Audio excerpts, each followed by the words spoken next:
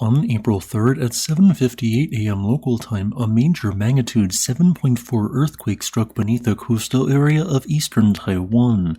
As the ground shook for nearly 43 seconds, thousands of landslides occurred, happening alongside damage which caused multi-story buildings to rapidly tilt by as much as 11 degrees where they remain after the quake ended.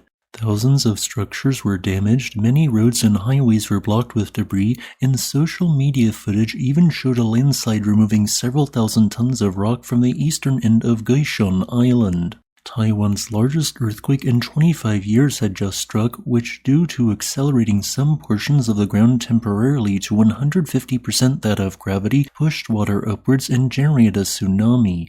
Luckily, the tsunami which was generated was rather small but was still technically high enough to cause some damage, reaching a maximum height of 82 centimeters or 32.3 inches.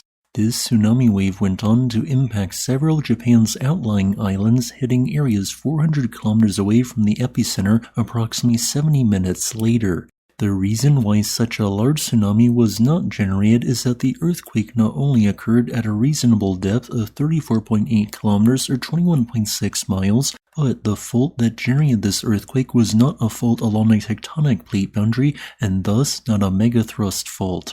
Instead, the reverse fault which slipped is located in what is known as Taiwan's East Rift Valley, a zone which occasionally produces major earthquakes due to the combined strain of three tectonic plates.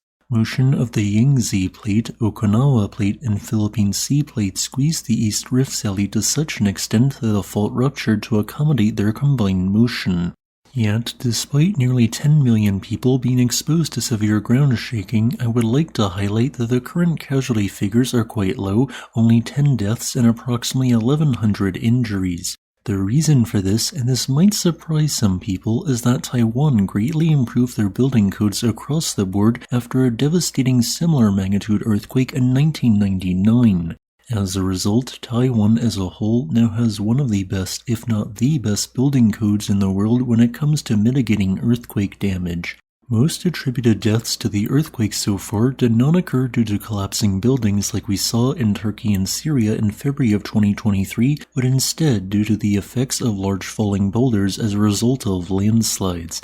Building codes can be easily improved to keep people safe, while preventing landslides as a result of a major earthquake is nearly impossible. As for the footage being widely shared on social media which displays multi-story buildings leaning by as much as 11 degrees, despite what you might think, these buildings didn't actually collapse.